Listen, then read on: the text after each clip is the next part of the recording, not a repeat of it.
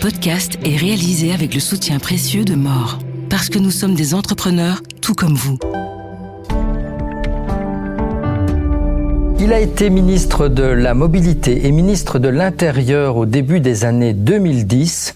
Il y a tout juste 10 ans, il a jeté le gant de la politique pour embrasser le monde de l'entreprise.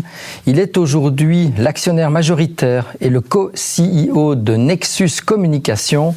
Bonjour Melchior Wathelet. Bonjour. Ça a été facile de passer du monde politique au monde de l'entreprise? Non, enfin, non, oui et non. Non, en ce sens qu'il y a quand même un certain nombre de différences dans les deux mondes. En ce sens qu'aujourd'hui, beaucoup me voient encore comme un politique, vu que c'est vrai que quand on est politique, on est quand même connu, on est reconnu, et puis ça crée une certaine notoriété. Et donc des gens ne savent pas que j'ai quitté la politique, ou l'ont oublié, ou se rappellent de moi à ce moment-là, ou ils savent plus très bien, tout de suite. Donc voilà, il y a quand même une complexité de passer d'un monde à un autre. Par contre, oui, parce que en fait, la politique est une bonne école. C'est une école de vie. Elle est de temps en temps dure. Elle est de temps en temps, je dirais, sans facilité, parce que c'est assez violent comme monde. Mais en fait, dans le monde du business, dans le monde de l'entrepreneuriat, il faut oser, il faut entreprendre, il faut prendre des risques. Il faut de temps en temps prendre des claques, puis se relever, puis recommencer, puis avoir de la résilience.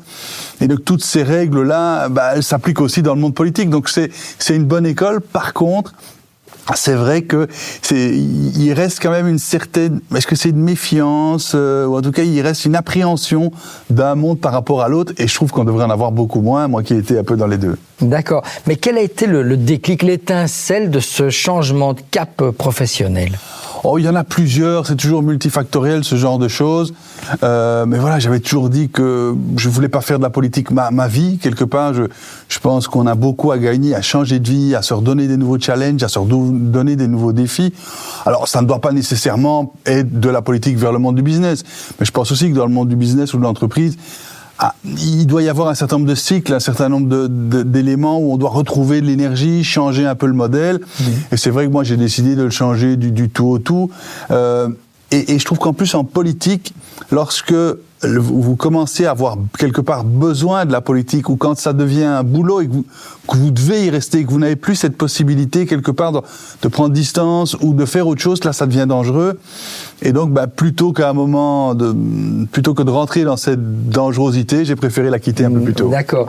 Alors vous avez rebondi dans différentes entreprises depuis 10 ans. Comment se sont opérés vos choix ? Ouais, c'est comme toujours, les choix, c'est pas des choix purs et durs, c'est des circonstances, c'est de temps en temps des rencontres, c'est des opportunités. Celui qui dit qu'il choisit exactement ce qu'il va faire, c'est possible, mais c'est pas souvent comme ça que ça se passe.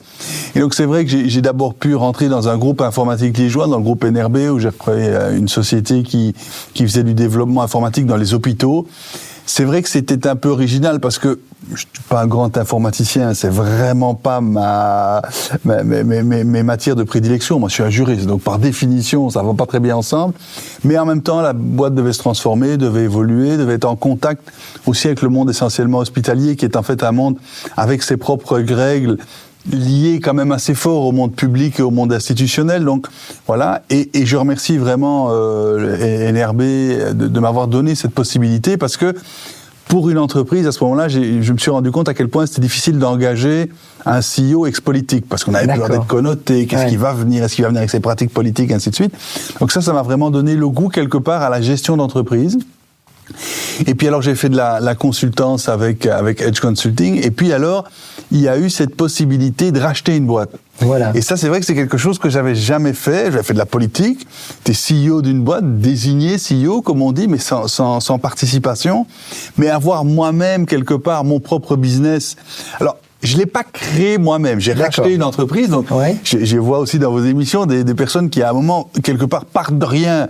Et j'ai une certaine fascination pour ça, parce que chapeau, parce que là, c'est encore plus risqué. Moi, c'est vrai que je rachète quelque chose qui existe déjà, mais voilà, c'est mon investissement, c'est une entreprise que j'ai envie de voir évoluer. Les équipes sont exceptionnelles, elles sont déjà bien implantées, mais je veux grandir avec eux. Mais d'en être l'actionnaire principal, c'est vrai que ça donne une dimension que j'avais pas encore connue. D'accord. Alors, ce qui est bizarre, c'est que moi, c'est nouveau plutôt en fin de carrière, pour d'autres c'est le début. Voilà, mais peu importe quoi. Voilà, c'est cette attirance pour l'entrepreneuriat, je l'avais.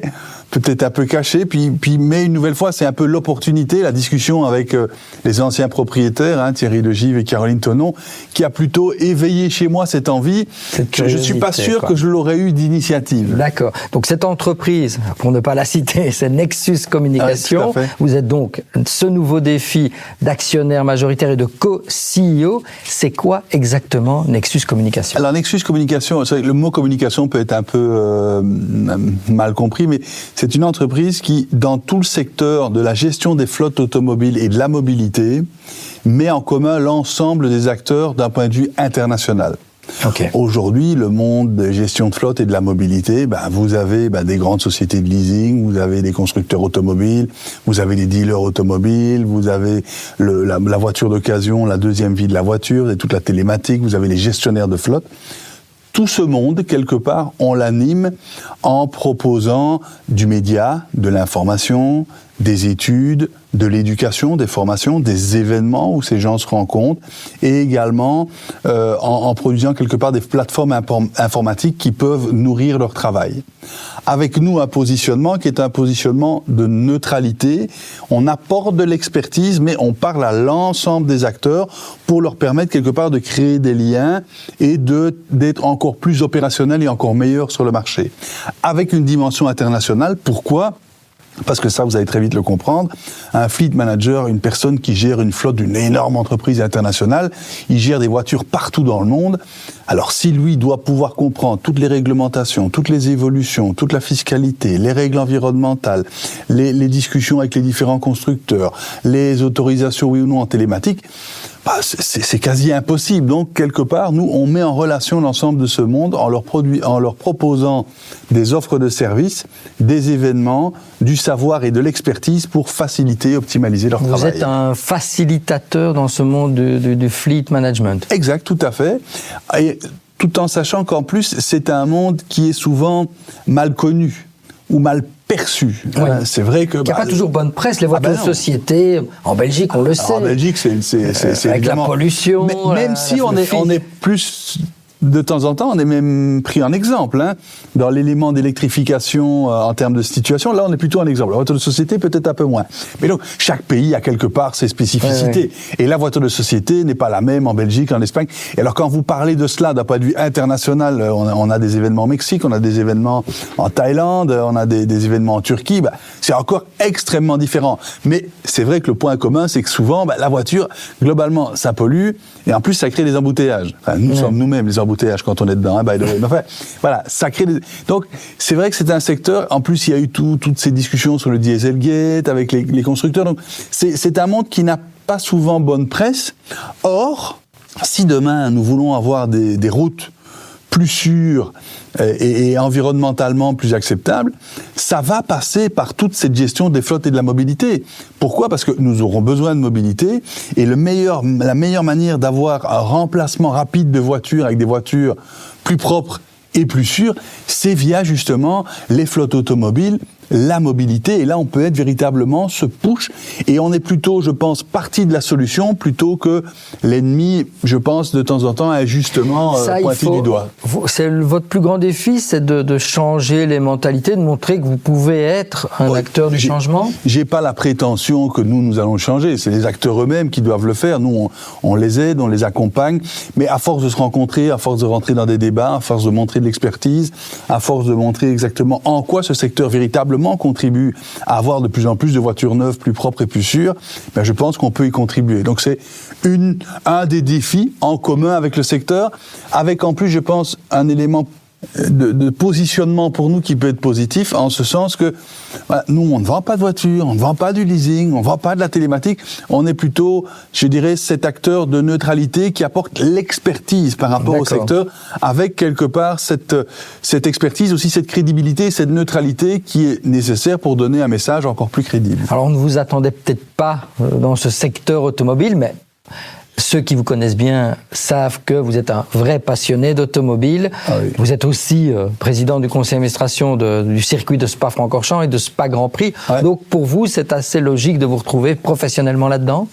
Une nouvelle fois, je n'y avais jamais pensé auparavant. C'est un peu l'opportunité qui est arrivée, mais c'est vrai que ceux qui me connaissent un peu, le secteur de la mobilité et de l'automobile, une dimension internationale, mais bien ancrée dans mon pays liégeois, proche de Verviers, mais une dimension internationale, dans des secteurs que je connais particulièrement bien, et de pouvoir en devenir quelque part l'entrepreneur actionnaire majoritaire, globalement, c'est vrai que ça coche vraiment toutes les cases. Alors, c'est une opportunité qui s'est présentée, j'ai énormément de chance, mais c'est vrai que rétrospectivement, ça cochait vraiment toutes les cases de ce dont j'avais envie et peut-être aussi ce dont j'avais besoin à ce moment-là.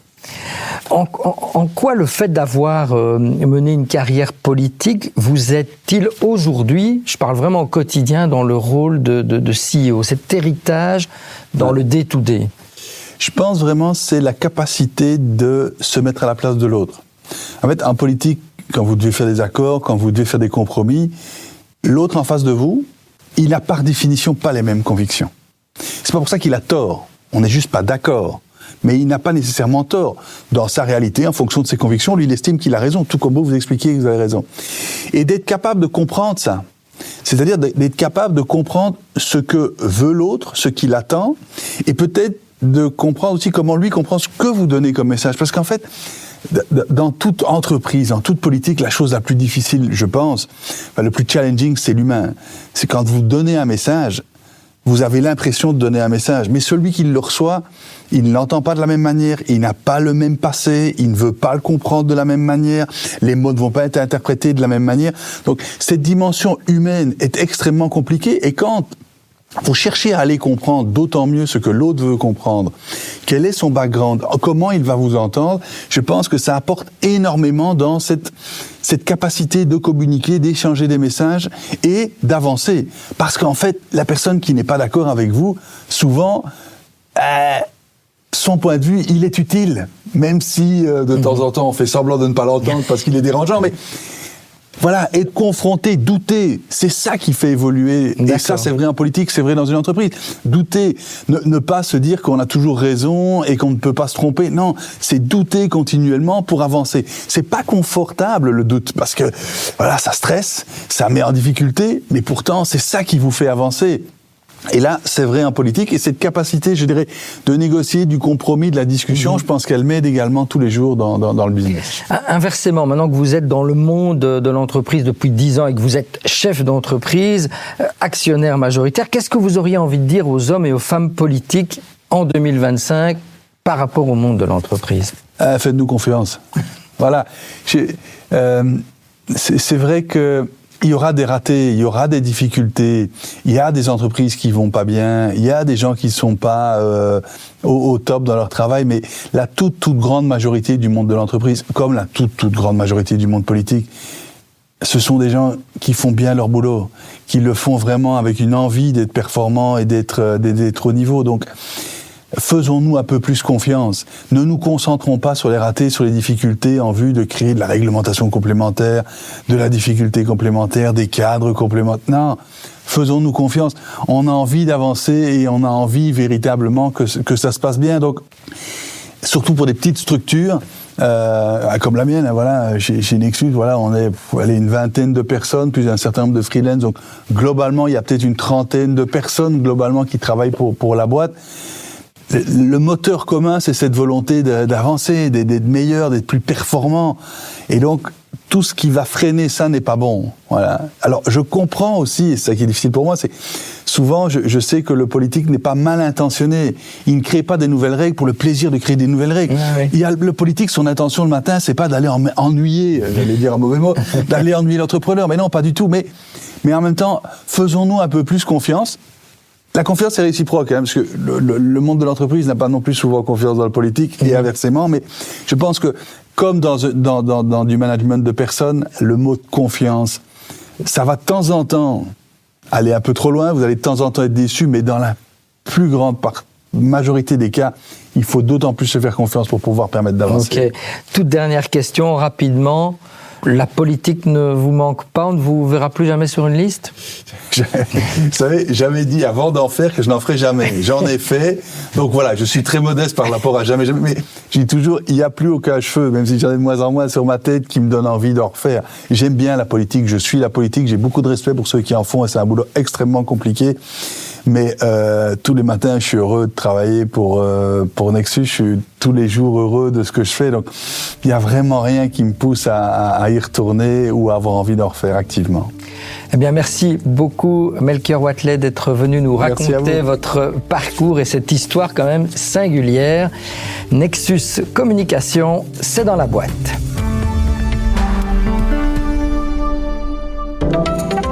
Interrogez-vous sur vos marges pour créer plus de valeur.